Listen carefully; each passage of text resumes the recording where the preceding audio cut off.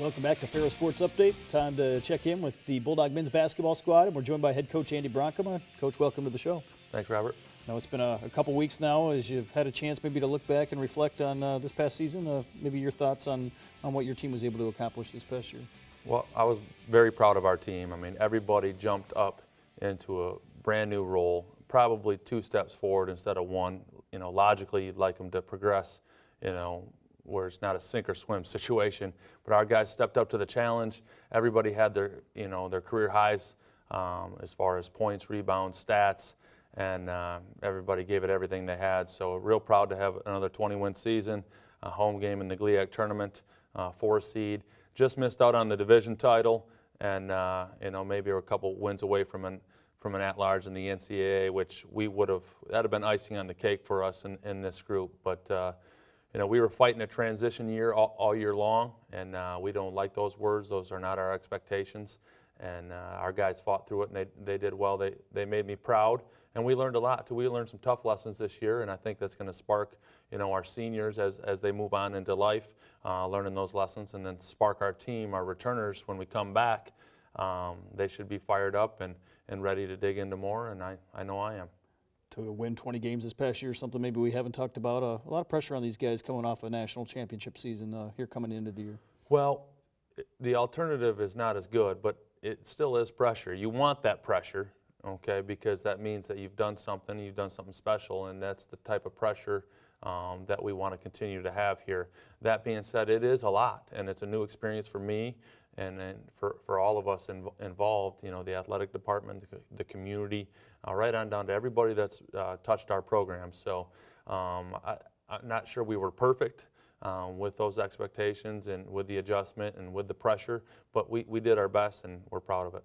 Obviously, you had a chance here in the GLIAC tournament to play a first-round game at home, and I know it didn't come out the way you wanted, but what did that mean, being able to play at home here in the postseason for what would be the 4th or 5th straight year?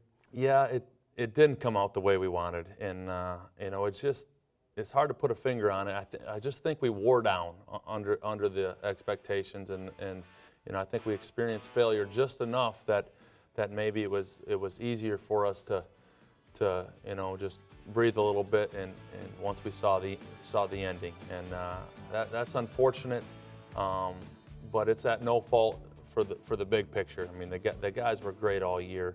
They continued to respond even when things were down, and I really thank them for that. But to have a home game, I mean, there's 12 teams in the league, 4 teams get a home game, 4 teams don't even make the tournament, and you know, that we lost to teams that didn't make the tournament. I mean, this league is legit, and as you saw, our 7th seed won the tournament, and you know, took the #1 seed in the region, the host, in the national tournament, down to the wire. So it's not a joke of a league. It's hard to do, and we're proud of that home game. But we just didn't play well, and that ultimately comes down to me. And you know, you're a lifelong learner. You know, you learn every year about new things, and I'm getting better as a coach, and we continue to do so. Obviously, that GLIAC tournament quarterfinal game, a chance for your seniors to play one more game at home. Maybe just talk about that senior class and what they've meant. I mean, they're the all-time winningest class. I mean, because we had a couple redshirts in there, right? So they've been around for 5 20-win seasons. I mean, if you think about that, it's just flat out incredible. And of course, you know, adding in Deshaun and his legacy here with football and basketball, and then being fortunate enough to spend a year with Taylor and what he brought to the table to our program for 1 year, just a special group. And you know, the obligation for them now is to contribute as alumni.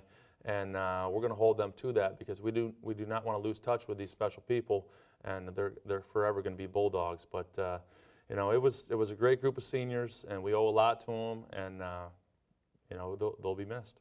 Obviously, you lose those 4 seniors, but a chance this past year for a lot of guys to get a lot of playing time, and you'll have a great nucleus back going into next year.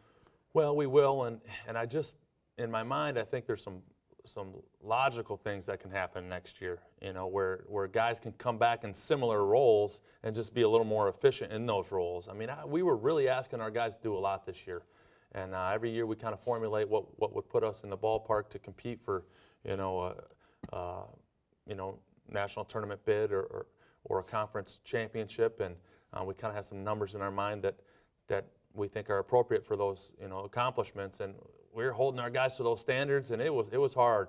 And I think next year's more realistic with the veterans we got coming back and guys in their same role, and hopefully we continue to bring in a couple guys, new guys to add to the mix. And I'm excited about next year. And like you said, it's been a couple weeks, so been able to think, pray, meditate, being quiet, be angry, be mad, all that, and kind of full circle back to excited for next season and for the 6-week training in the off season before exams and summer hits. Obviously, along with the training here going into the end of the school year, you also have recruiting.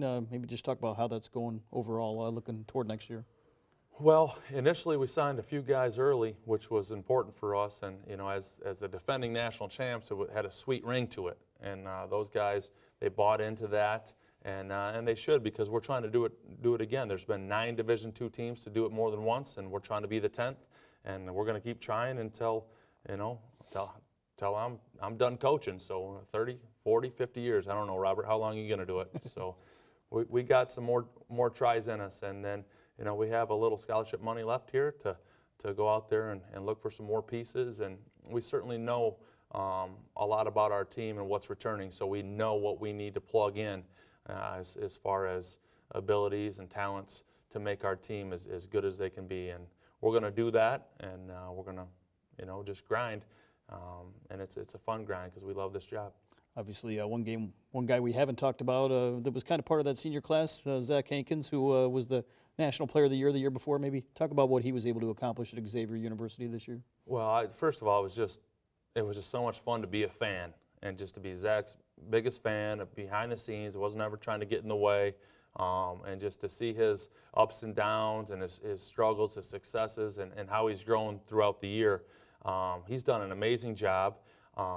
Xavier definitely, they needed him, and he became a better player this year. And you could just see it in the Big East tournament when he averaged 20 points a game, and he was on the big stage in Madison Square Garden. And it just, the amount of people that followed him and sent me messages about how good he was doing. I'm just proud of Zach, and so proud that he took that risk and he made it work, and he's successful. So now, unfortunately, they didn't get a tournament berth, but they got an NIT berth. So hopefully they can win that, and he can keep shining. So our guys are proud of him.